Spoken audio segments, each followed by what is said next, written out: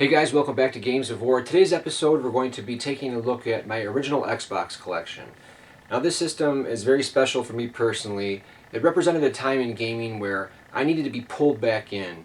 I was really upset with the death of the Dreamcast prematurely, and I didn't want to jump over to the PS2 quite yet. I was really big on the Saturn and the Dreamcast, and the PlayStation 2, as childish and stupid as it sounds, I had a kind of resentment towards the PS2 for kind of killing off the Dreamcast when it wasn't its fault. It wasn't the PlayStation or Sony, and it was kind of an ignorant attitude to take. But that's how I was. I was younger, and I looked at the Xbox as a brand new platform, a brand new player in the market, where some new franchises would be born, new characters, new experiences, and plus it was the most powerful of the new systems, hands down, and that was a big deal to me. Hard drive standard in every console. It kind of promised to take the online gaming that the Dreamcast started to the next level, and Sega was on board in a big way. Before we get started taking a look at my collection, I want to give a big shout out to the Xbox Retro group. It's on Facebook. If you want to talk Xbox games, or you need some inspiration to see what kind of games you might be wanting to, if you're just getting into Xbox collecting, man, there's tons of people on there that know their shit, and they're constantly posting pictures of games and talking about games and celebrating the console. There's the Xbox Retro Gamers for Xbox fans and Sega Retro Gamers for the Sega fans. I'll leave links to both down below. Thank you guys for watching, and I hope you enjoy. Starting things off, my very first game that I had on the Xbox on Christmas morning, Azric Rise of Parathia. And this kind of got shit on review-wise, but I really enjoyed this game, man. It was like the first time I had seen such huge, expansive environments, and I really enjoyed the kind of medieval setting, but almost like a medieval fantasy world. Kind of like the pre-Avatar thing going on. The guy's blue. I liked the story, very minimal, but I really enjoyed the soundtrack, man. It was like orchestral, it was gorgeous, and this game was not really linear. It was just kind of like a wide open area you could travel to like via hubs. A massive game. This was just right up my alley for the first game. I loved it. Next up is Conquer Live and Reloaded. This is kind of a port of the N64 game with enhanced graphics. I believe they toned down some of the humor in this. I'm not sure why. I mean, it's still a mature rated game, but this added like team deathmatching. If you like the original, you're going to like this. The game looks fantastic. Next up, we've got some platformer Mascot love. Blinks was Microsoft's attempt at creating a mascot for the system. Now, they already had Master Chief, but some guys at Microsoft felt that it was too violent of a game, and they wanted a mascot that would appeal to kids as well and families, and Blinks was the answer. I rather enjoyed the first game and the time manipulation. That's the hook of the game. You manipulate time. It's kind of got a Luigi's Mansion ripoff where you kind of vacuum up trash and hit enemies with it, but the puzzle solving with the time manipulation was really cool in the first game. However, I did not like the second game much at all. I didn't play much of it, but the first Blinks was really cool. Voodoo Vince is a really cool platformer. I really enjoyed the kind of New Orleans feel. I liked using your voodoo, like you're a voodoo doll, so you can like stab yourself and inflict pain on enemies, and you got all kinds of different attacks and stuff. Lots of vehicles and stuff. Voodoo Vince was pretty cool. Next up is Alter Echo, and this is a pretty cool story-driven action game. You play as this character, you get like an alien suit, and you can change forms, and there's combat. Pretty good controls. It's got a really cool color-themed look to it. Really trippy kind of environments with bright pinks and bright oranges. It's a pretty cool action platformer for sure, Alter Echo. Knight's Apprentice. Now, I always kind of viewed this as kind of like Fable .5, where it was kind of like trying to mimic what Fable accomplished on a less grand scale, but it's still a cool game. I liked the hack and slash and the knights and the Arthurian legend theme. Pretty decent graphics and music. This is a pretty cool exclusive for sure. I absolutely loved Mad Dash Racing. I think this is like the sequel to Running Wild on the PlayStation, maybe by the same dev team or whatever, but this is on-foot racing done right. Huge, massive, expansive levels. Really nice graphics, some kind of generic animal runners to choose from, but they all have their abilities. There's like dashers and bashers, and they can all access different areas in the environment by running through them. Bashers can like smash through walls. Flyers or gliders can like fly. You can fly to different areas in the stages. Just huge levels with all kinds of shortcuts. This is a really cool on-foot racing game. Next up, we've got a couple more of like kind of the mascot platformer type games. Whiplash was really interesting. I didn't have this early on in the Xbox days. This was a later purchase, and I got it for really cheap. And you play as this like I think he's like a fox or something. I'm not sure what his name. I know his name is Spanx, And it's a really funny game, like lots of slapstick humor and just a lot of a really good sense of humor. And you use this rabbit who's on like a chain, and you just kind of whip him around and bash him into shit and cram him into the end of a gun and shoot him out. And it's a really cool game, man. It's got a great sense of humor, good graphics, and pretty good level design. I really enjoyed this one. And this is from the makers of Rayman 2, and I kind of had high hopes for Torque. An exclusive game on the Xbox with really good graphics. You're able to like shapeshift into different abilities and puzzle solve through environments. And I kind of enjoyed this one too. This is not bad. The next three games are some of the early Xbox games I remember picking up shortly after the console came out. New Legends was kind of dumped on for having like N64-ish looking graphics, but there's a really cool combat system hidden in this if you're willing to put up with some subpar graphics, because you got to figure back then the Xbox was hyped as this huge graphical leap over everything else. It was the most powerful system, so these graphics kind of disappointed some, but kind of action adventure set in like China, and there's a really cool combat system in here, really cool combos and animations and weapon switching. I enjoyed this one. And then next we've got Circus Maximus, which was a really unique concept, like taking place in like the gladiator chariot style races.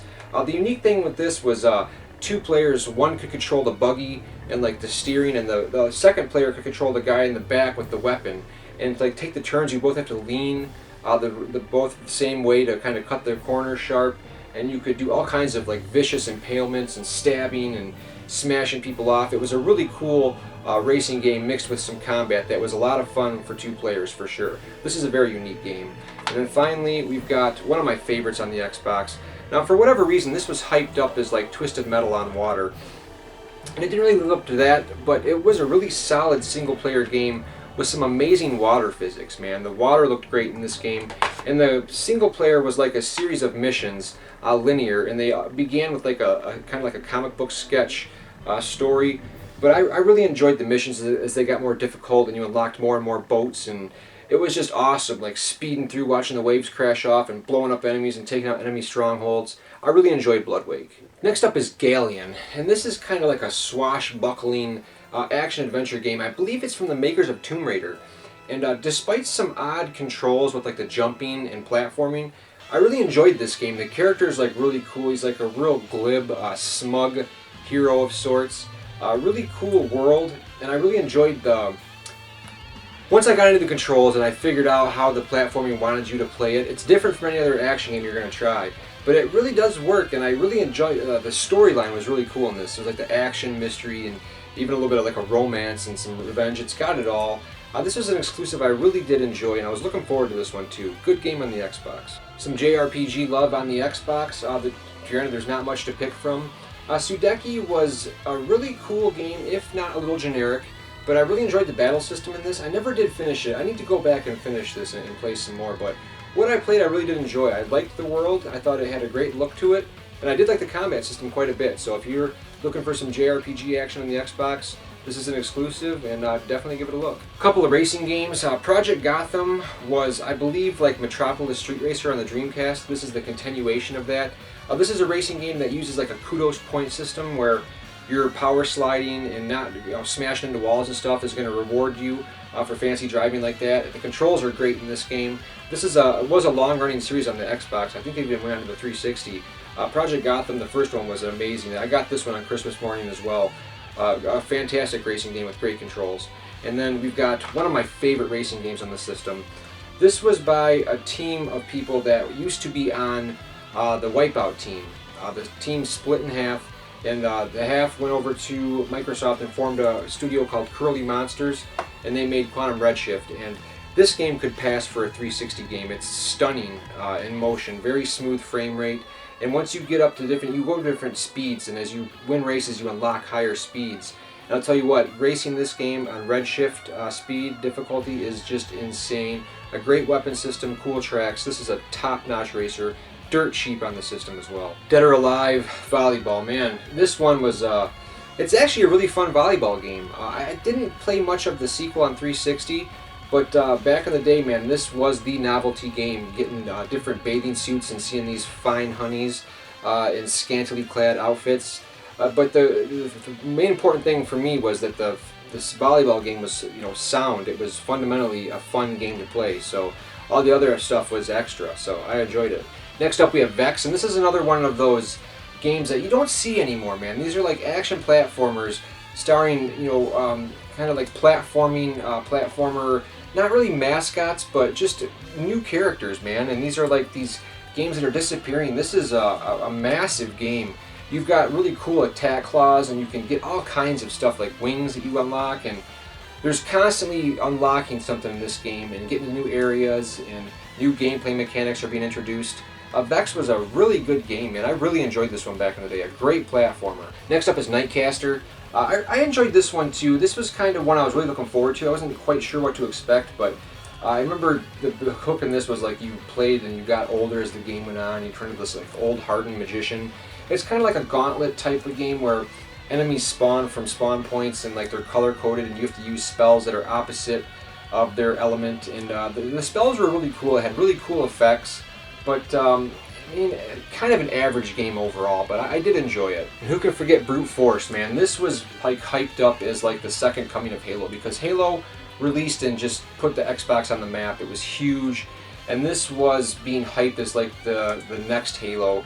It was in reality a third-person, like kind of squad-based shooter, and it didn't come close to living up to the hype.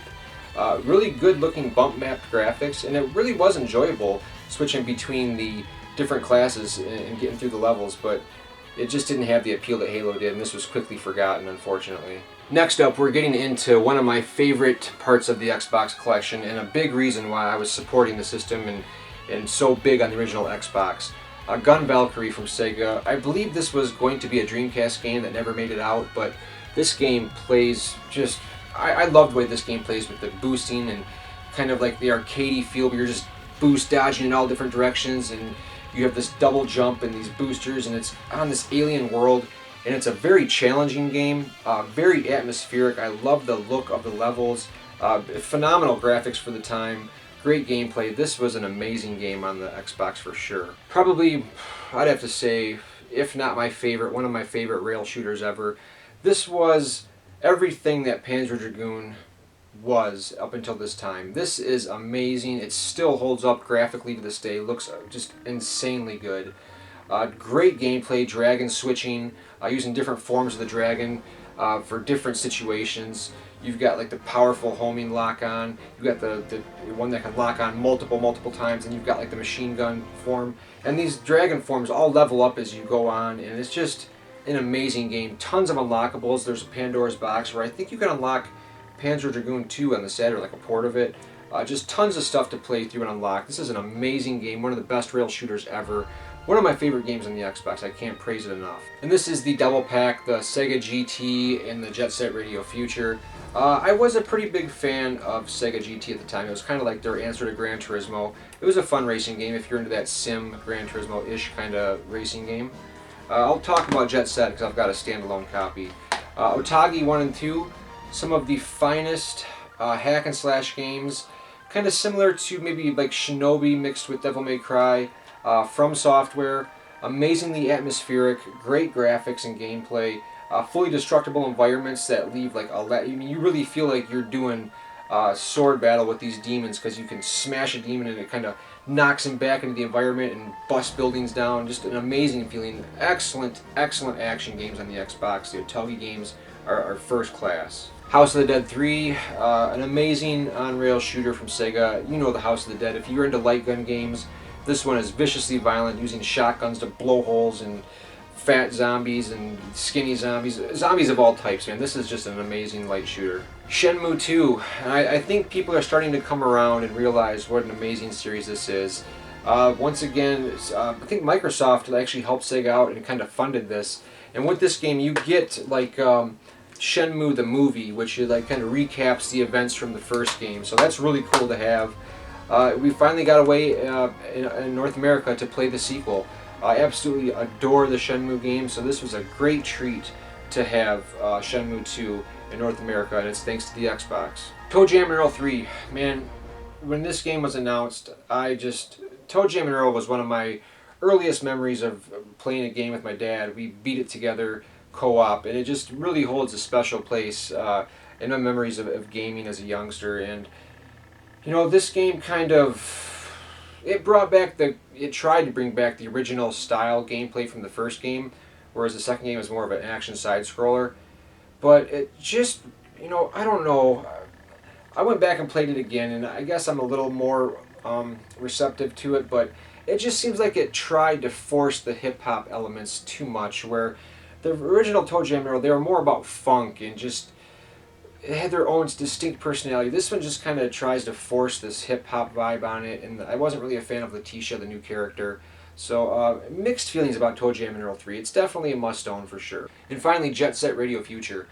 Man, this is a sequel done right. I was a big fan of Jet Grind Radio. Once again, I think Sega was the first to pioneer like cell shading graphics, and this just took it to the next level. Just gigantic, huge levels to grind down and trick on, and awesome like tagging. Spray paint, a great soundtrack. This is an amazing game. One of my favorites on the Xbox as well. Rounding out the Sega games on the Xbox, we've got Crazy Taxi 3. This was a great game, man. More Crazy Taxi. If you are into Crazy Taxi, you're going to like the third one. This moves it into, like, I believe out in the desert, kind of like a Vegas. Some new moves and new techniques so you can like whip the car around and do the the jumper turns and all that, and some new cabbies to choose from. If you enjoy the Crazy Taxi formula, it's alive and well in this game. And then Outrun 2, an amazing looking, amazing playing arcade racer. You guys know Outrun. If you enjoyed it, you're going to love this game. It plays beautifully on Xbox, looks amazing. A return to form. This is a great game. Tao Feng and Kakuto Kojin. These are a couple exclusive fighters on the Xbox. I kind of didn't like this one as much as Tao Feng.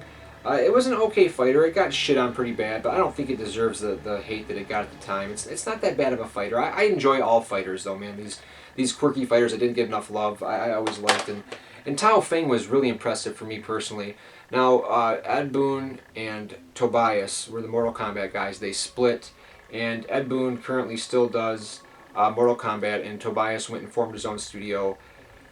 If this was his attempt to kind of match Mortal Kombat, it didn't go well for him because this never got a sequel and this is now forgotten. But this is an impressive fighting game, man. There was limb damage. The graphics were amazing. You could run up walls and use the environment and spin around stuff and blend those into attacks. I really enjoyed this fighting game, and it's sad that it didn't get any love or recognition because I would have loved to see this series continue and evolve along with other fighting games, but sadly it was cut short. I really enjoy Tao Feng. Stubbs the Zombie. This is a really funny game, man. I really enjoy the humor in this and the gameplay. I think it runs on the Halo engine as well, so it looks great. This is a great Xbox exclusive.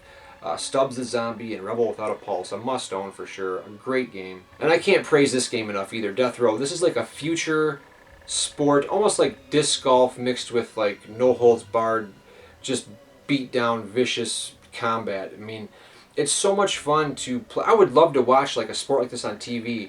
It's like hockey where you pass not a puck but like a disc golf back and forth to your teammates, and you can just beat the shit out of people in this, man. You can throw them on the ground and start stomping on them, uppercut them, elbow them, drop kicks, man. The controls are great. There's a lot of different views to use to suit your liking, whether it's a top down or behind the character. I would pay money to watch this live in real life. This is an amazing game, a definite hidden underneath the rubble of a lot of Xbox games that get attention. This one deserves it. Next up, we've got Buffy the Vampire Slayer. And I was kind of indifferent to the show. This was a really big show back in the day, and I kept hearing about how good this Xbox exclusive was. And not being a real big fan of the show, I was kind of hesitant, but I'm glad I decided to pick it up back in the day because it's a really solid game, a great combat system, good voice acting, and I really enjoyed the story and environments. This is a solid game. Enclave from Starbreeze Studios. Man, this was a graphical powerhouse back in the day, and it's got that medieval... It kind of reminds me of almost like an early Dark Souls-ish kind of game, not like in the fact of lore or like anything like that, but just the vibe it gives off, that desolate medieval feel where you can use different weapons and you're fighting huge bosses. This is a really good game on the Xbox, man. Starbreeze works some magic on the original Xbox. Crimson Skies, I thought this was a really cool game. I loved the controls. Really good graphics for the time. Just made being in a plane and doing tricks and flips and all kinds of cool stuff really fun. I enjoyed the storyline. Just a good, like high, like a summer blockbuster in the air, man. Just really high adventure. A great game on the Xbox for sure. This is Jaeger. This is another game, kind of like a sci-fi feel to it, where you're in a ship and it's got a really strong story, good controls. I enjoyed the character, I enjoyed the environments and the dogfighting and the look of the game. Jaeger is a great game if you enjoy flying in the air and combat mixed in well. Good stuff here. I was really impressed by this. For you shmup fans, we've got Cyanide. This is a really cool shooter on the Xbox, great graphical style, and I kind of like the twin sticks-ish kind of controls and the special weapons. If you're a shoot 'em up fan and looking for something on the Xbox, look no further than Cyanide for sure. Gunmetal. I've always loved transforming robots as far back as being a little kid, and this game you get to play as one. You know, the mission objectives could use a little more variety in my opinion, but what's here is solid, and being able to transform is always cool. Being able to, you know, kind of be a big robot and just kind of mow down enemies and then jump in the air and transform and fly off and launch an air assault is cool in my book, so definitely worth it for sure. I believe this is pronounced Muramakamo.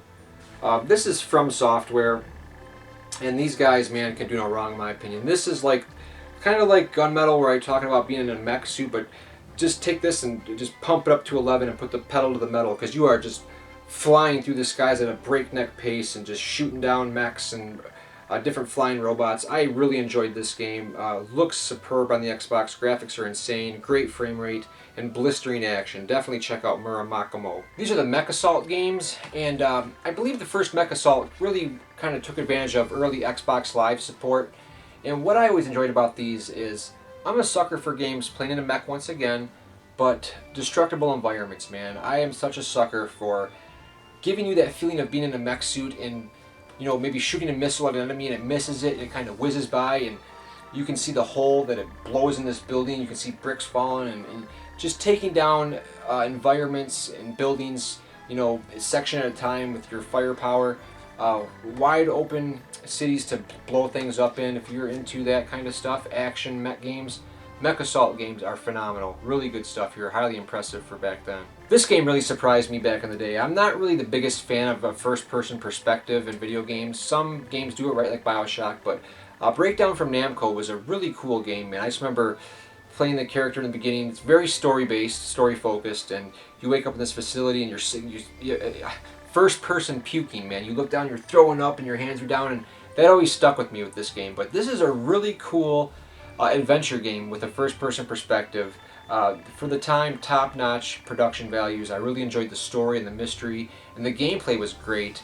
I believe this got kind of average reviews, or maybe a little bit better than average, but I really enjoyed the first-person mechanics in this. If you're looking for a first-person adventure game, kind of like a pre-Mirror's Edge, but not as much focused on parkour, definitely check out Breakdown. This is a great adventure game.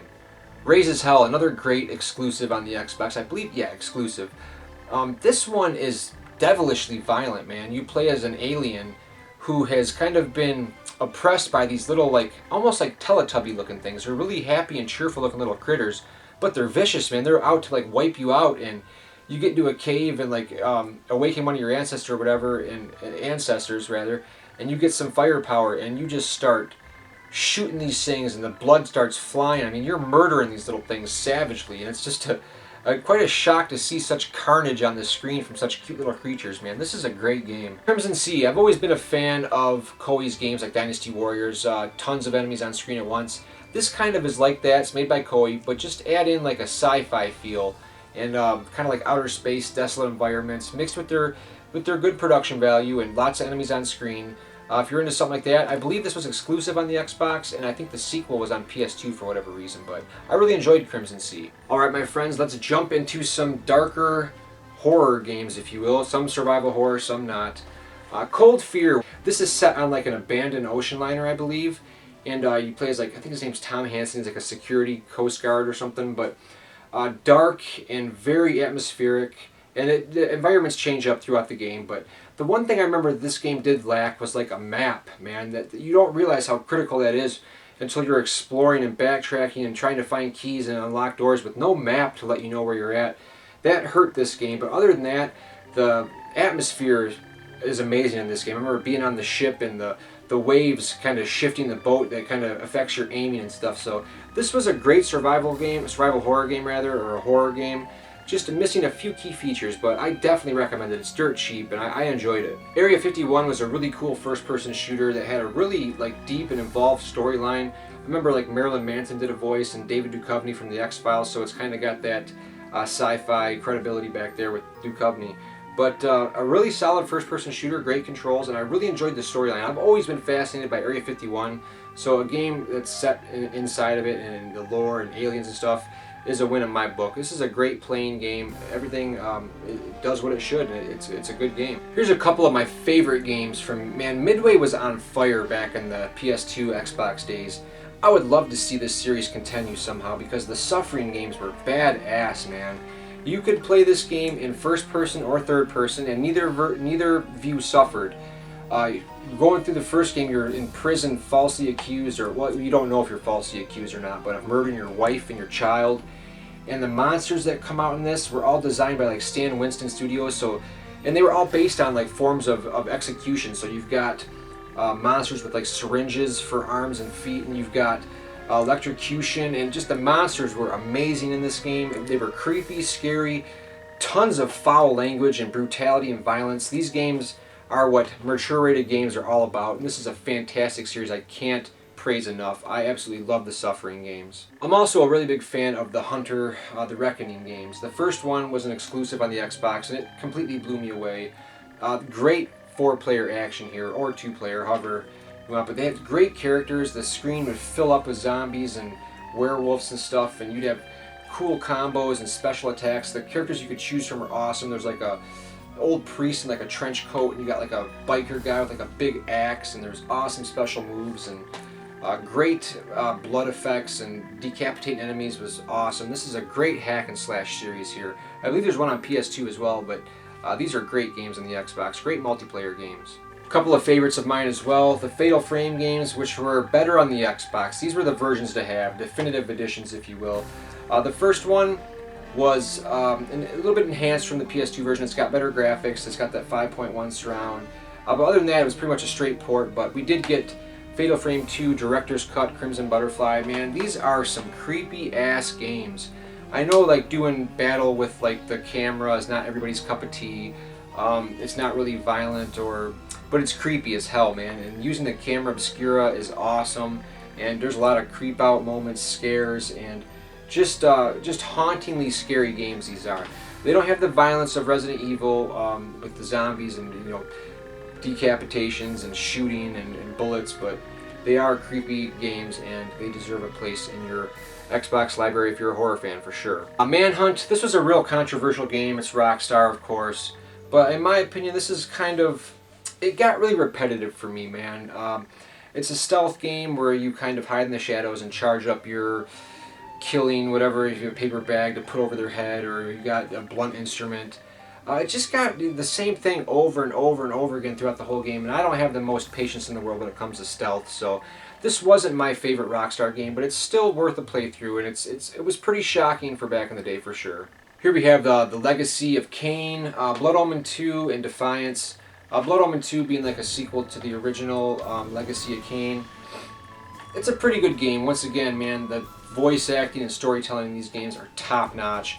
And Defiance was really cool. I'd love to see a return to form of this, because in this it brought Kain and Raziel both together in kind of a Devil May Cry stylish combat system. Once again, spot on storytelling and atmosphere. Nosgoth back again. But what really makes these games just such an amazing series is their storytelling and voice acting. And this was cool to be able to play as both characters and switch on and off in kind of weaving story. I absolutely would love the Legacy of Kain games to make a return for sure. Castlevania Curse of Darkness, I played the PS2 exclusive Lament of Innocence, and this was the sequel. A pretty massive Castlevania game. I haven't played this one in quite some time, but music, amazing. This was a good 3D Castlevania game, man. For those of you that played the 64 games and thought Castlevania could not be done in 3D, definitely take a look at this and Lament, because this is a fantastic game. Dark Watch is an awesome first-person shooter game from Capcom. Dark, atmospheric, great gameplay. The main character is badass, kind of a trench coat, almost like a horror western kind of theme, but you have awesome powers. I believe you're a vampire in this or something. I haven't played it in so long, but This is when Capcom was making awesome original games, and this one never got a sequel, man, but this is a great first-person shooter. Just awesome stuff here. Silent Hill 4: The Room.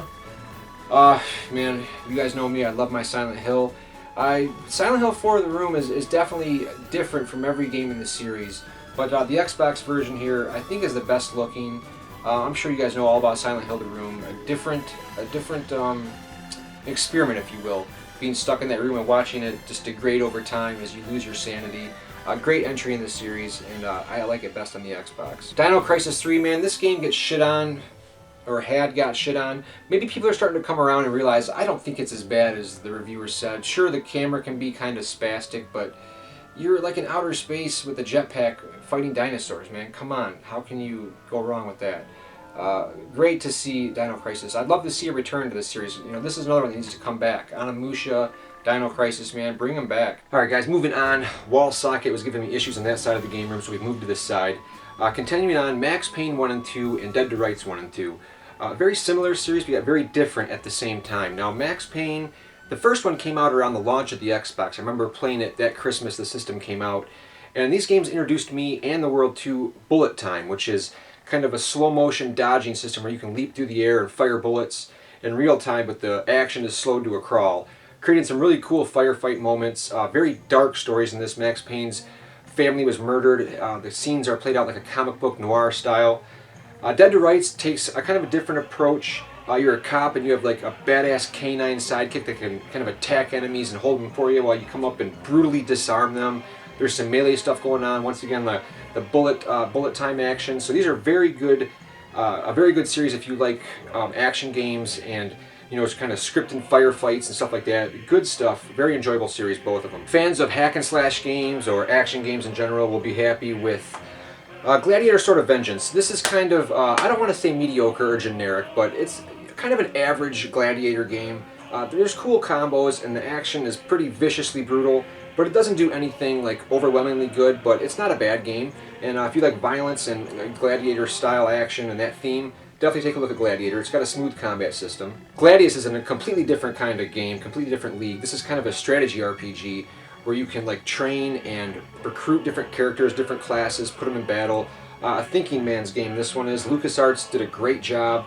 I'd like to see more games like this because this is an awesome strategy RPG wrapped in a Gladiator style setting. Fantastic game. Genma Onimusha is kind of a upgraded version, enhanced version if you will, of the original Onimusha. Capcom, think Resident Evil minus the zombies and horror setting with feudal Japan and a samurai.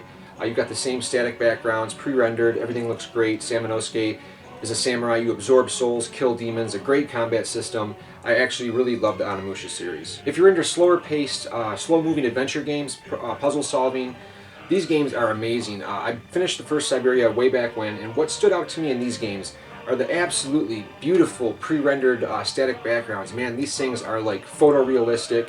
I really thought Kate Walker was a really cool character. The game world was really convincing and it was atmospheric and it pulled you into this world, and I absolutely loved my time solving puzzles and exploring the environments, piecing together the storyline. These are great adventure games. Next up we have a really underrated game in my opinion. This is Still Life Scene of the Crime. And I've always loved like Sherlock Holmes, minus kind of like the FMV, but solving clues, piecing together murders, tracking a killer, and kind of Murdered Soul Suspect, which just recently came out. This game has you exploring crime scenes as a cop, taking in these dark, brutal killings, tracking the serial killer, piecing together clues, exploring the dark environments, really dark voice acting and atmosphere. If you're into that kind of thing, tracking down clues and finding a killer, definitely check this game out. It doesn't get enough love. Fantastic. Next up we have Indigo Prophecy, and this is from Quantic Dream, who did Heavy Rain. This was their game before that, and it's the same kind of experience where it's kind of like an interactive movie that you play along with quick time events and button presses and combinations. And this game, this was the first kind of experience I had with something like this, and it is just intense, man. You are put in these situations where you have limited time to make quick decisions that affect the story, and you're actually in this world, and I can't really explain how intense of an experience this is. Such a big fan of Quantic Dream's games, and Indigo Prophecy is the blueprint for which Heavy Rain and Beyond Two Souls came. This is a fantastic game for sure. If you're a fan of BioWare and or Star Wars, you've got a lot to love on the Xbox. These are some award-winning The Knights of the Old Republic RPGs from BioWare. This is their pre-Mass Effect RPGs, which a lot of these elements carried over to Mass Effect. So take this Star Wars universe and apply it to BioWare's tried and true RPG mechanics, and you have a couple masterpieces. I liked the first one better. The second one was still really good. Obi-Wan was simply okay. I thought it was a kind of a mediocre-ish kind of game, but this is Battlefront done right. Forget the new game. This is where it's at. Star Wars Battlefront is just endless amounts of fun, endless amounts of gameplay options. This is Star Wars done right. Continuing on the action-adventure role, we've got Morrowind. And those of you that have played Skyrim or any of the Elder Scrolls games before know what to expect here. Huge, expansive fantasy worlds. In some people's opinion, the best RPGs ever made. I'm somewhere up there. These games are amazing, and they feature rich, detailed fantasy worlds, tons of quests, and tons of customization options. You can get lost in Morrowind for a long time, and it's done great on the Xbox. Call of Cthulhu is one of my personal favorites on the system as well. Kind of a dark, almost scary kind of Lovecraft story set in, I think it's like the 30s or the 40s or something, and it starts out in like an insane asylum. And it's got a really dark story, atmospheric, beautiful graphics for the time. This is a dark, twisted tale that you cannot miss if you're a fan of these kind of games. First person done right, great graphics, a creepy game. Arx Fatalists. Now these are the guys I think that did Dishonored this last generation. So you can see that their experience was still very high when making Arx Fatalists, because this is another great medieval kind of first person action adventure, kind of like a RPG like elements in there and stuff, but the first person combat's great. The graphics, sound, everything, fighting in real time is great. The environments, undead monsters, golems, all the fantasy stuff that I love in a great first-person game. Arx Fatalis is excellent. Adventure games continue on Xbox. First up is Dreamfall, and I think these are like really highly regarded games on the PC that only got one entry on the Xbox. I'm such a big fan of adventure games, and I've played maybe a few hours of this, and it's definitely right up my alley. Kind of a slower-paced adventure. And the graphics, once again, beautiful. The Xbox was leagues ahead of other consoles at the time, and it just provided really immersive environments. So action-adventure fans gotta check out Dreamfall for sure. I had trouble finding this when it was out. Not a lot of stores carried it for some reason, or I'm not sure what it was, but I couldn't find it. I recently picked it up, and I really enjoy it. Next up is Broken Sword. I played a recent Broken Sword on the DS a few years back and finished it, and I absolutely loved the point-and-click style, but more of an action, puzzle-solving, murder mystery. This is more of an adventure, like a Indiana Jones-ish kind of adventure. A couple of characters to choose from, and the storylines, graphical presentation, suspense, all there. Adventure games done right. Definitely check out Broken Sword.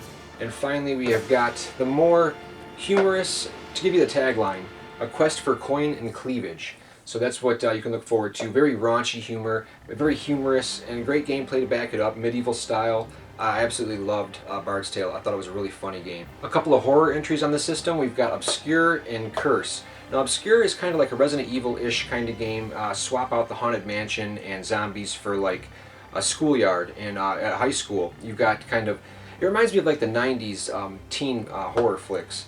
And you've got the 5 different teenagers to pick from, the stereotypical jocks and nerds and hot chicks, and it's a 2-player game, which made it a lot of fun. I thought this was a great game. It was a budget title when it was released, and it's pretty creepy, and it's got some great music and haunting atmosphere.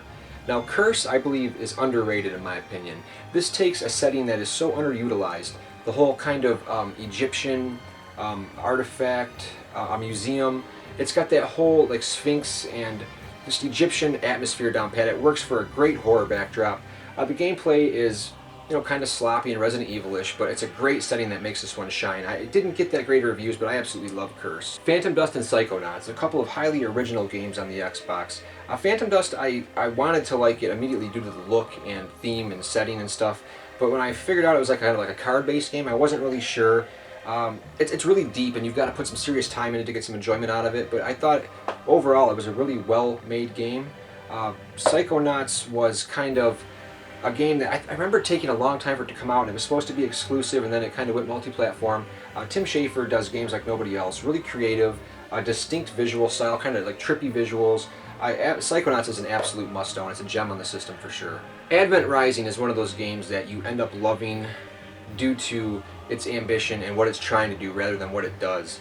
This is like an epic science fiction quest, and there's so many elements to this that it's kind of spread thin. Not one element is perfect, but the sum of all its parts come together to create something that is completely memorable, completely unique, and there's nothing quite like Advent Rising. I recommend anybody that's into science fiction and epic storylines take a look at this game. It's one of my favorites on the system.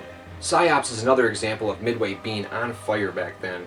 I had finished the Suffering games and I picked this up, and it's got like a lot of effort went into like a storyline, and the cinema is moving the story along. There's a lot of dialogue and backstory, and you play as this guy who can shoot, and you can do melee, punch and kick, and you've got your telekinesis, your pyrokinesis, and it's done very well. It's very satisfying in this game to pick an enemy up in the air, smash them against the wall, pick up big crates and smash them over enemies' heads. Using the powers is tons of fun in this game, and the controls are really great, and lots of destructible and great physics in the environments.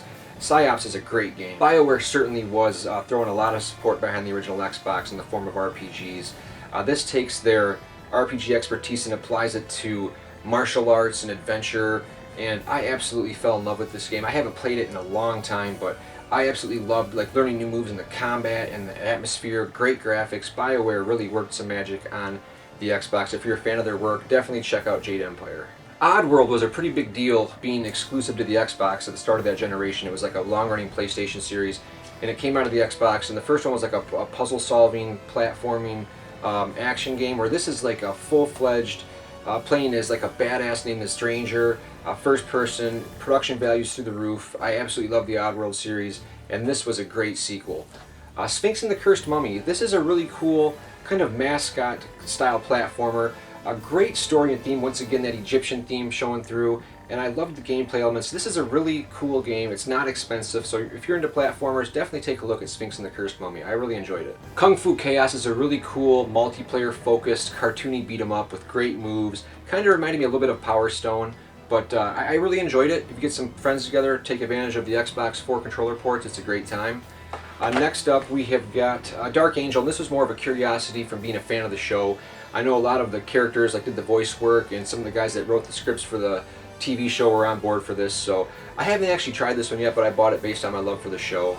Next up, we have got Vex. Very much like Sphinx and the Cursed Mummy, there were some really good action platformers on the Xbox and PS2 and GameCube, but I always chose the Xbox versions due to the best graphics and the best frame rates. And Vex was a cool character with a lot of variety in his moves, using the claws and gliding, getting all kinds of new abilities, exploring tons of environments. This is a cartoonish platformer done right. Dungeons & Dragons Heroes, kind of a gauntlet style Dungeons & Dragons game.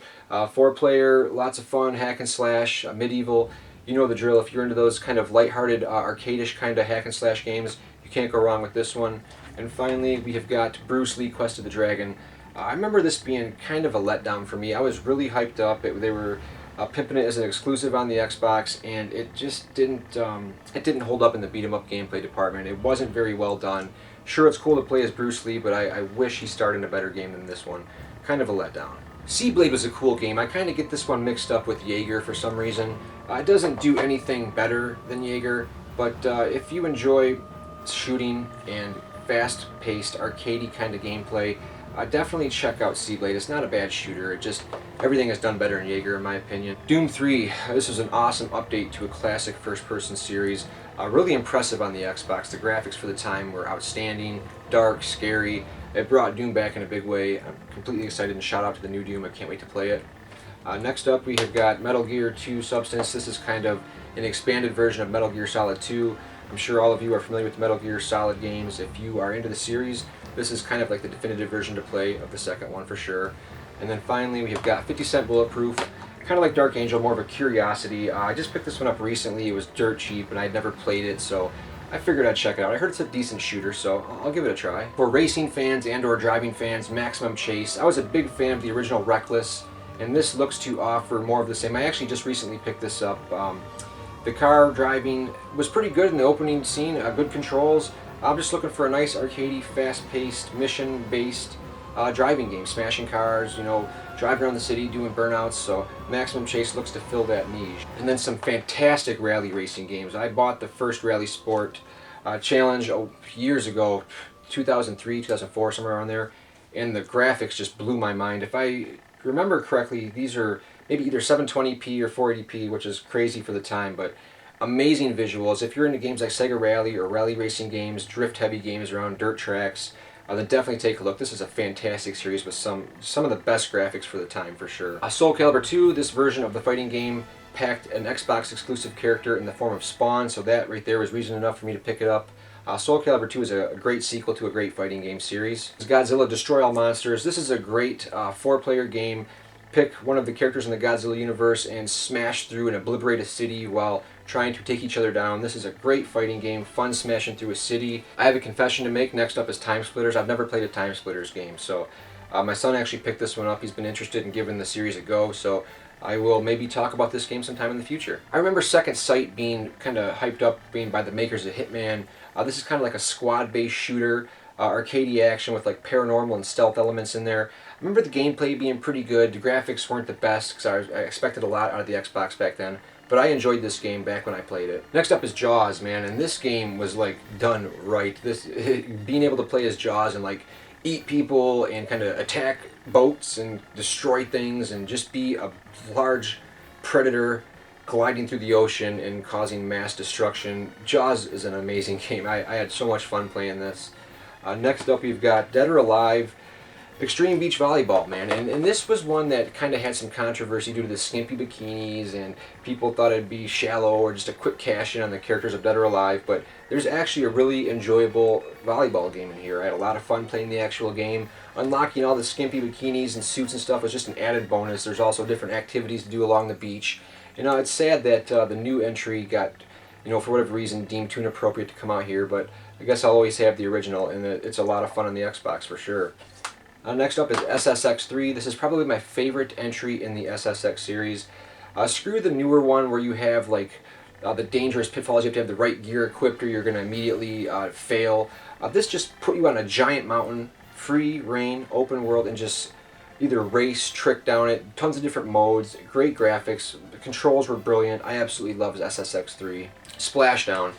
This is probably my favorite, and that includes Wave Race. I think that the makers of ATV Off-World Fury applied their expertise in the racing genre to Splashdown, watercraft racing. Now the Xbox version has, I think, 2 or 3 exclusive tracks where they really went back and redid the graphics, and the waves are bigger, and there's better wave physics in these Xbox exclusive tracks.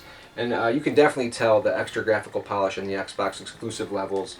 And this is definitely the definitive version to own of this. It's sad we never got the sequel. It went exclusively to the PS2, Splashdown, Rides Gone Wild, but this is a great watercraft racing game. And then Carve, not quite as good as Splashdown. Still an okay game with decent graphics. This was an exclusive, but I much prefer Splashdown, but you know, it's cheap and it's definitely worth the few bucks you might pay for it. And then finally Trans World Surf. You know, I'm not into surfing really. I've never lived near an ocean, and I'm not up on the people that are like famous surfers back then or now. But this had some incredible wave physics, and it's actually really addictive, and it plays well, and it's very satisfying to learn how to ride these waves and pull off these tricks, man. I got addicted to this back in the day. This is a great game. And finally, we've got a bunch of superhero games. Ultimate Spider-Man was awesome in that you could play as Venom or Spider-Man. It had some cel-shaded graphics. Spider-Man 2 was, in my opinion, like the best web slinging to date.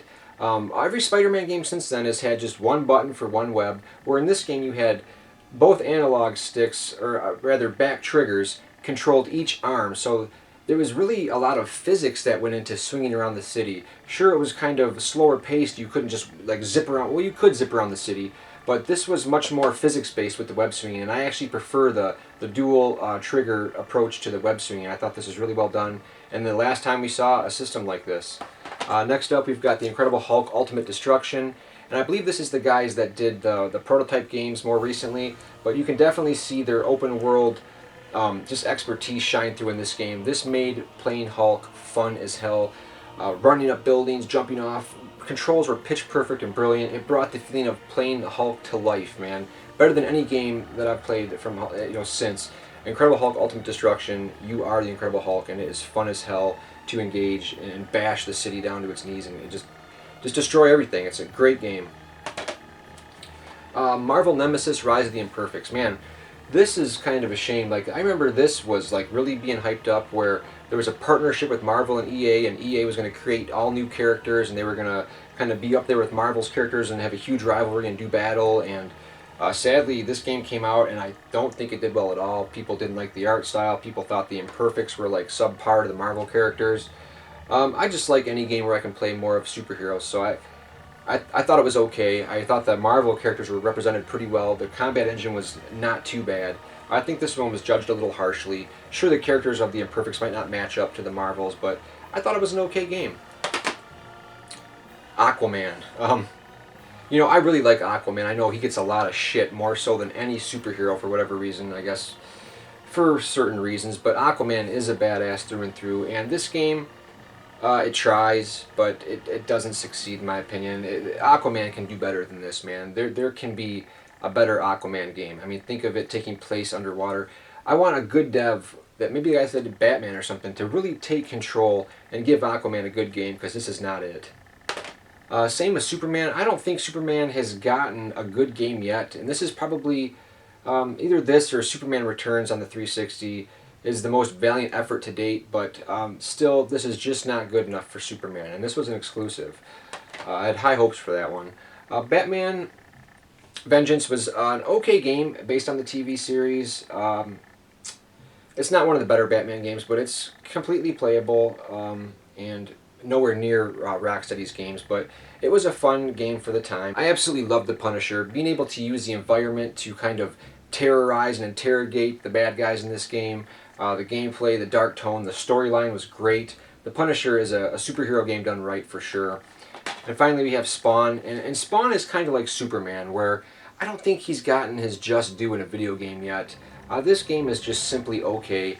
Maybe one day, there is a good Dreamcast game, Spawn, but maybe one day we'll get like an epic action beat 'em up in the Spawn universe, but sadly this isn't it. Hope you guys have enjoyed taking a look at my Xbox collection. Hopefully maybe you found a few games that you'll go on and look up, or maybe head over to the Xbox forums on Facebook there that I talked about, and maybe do a little more research, see what other people are saying about it, look at some video on YouTube here, and make your own decisions. It's a great console that kind of just stopped right when the 360 came out, which is kind of sad. I would like to see it maybe carried on a few more years, as it definitely had more potential. I want to thank you guys for watching. As always, Games of War is absolutely nothing without you.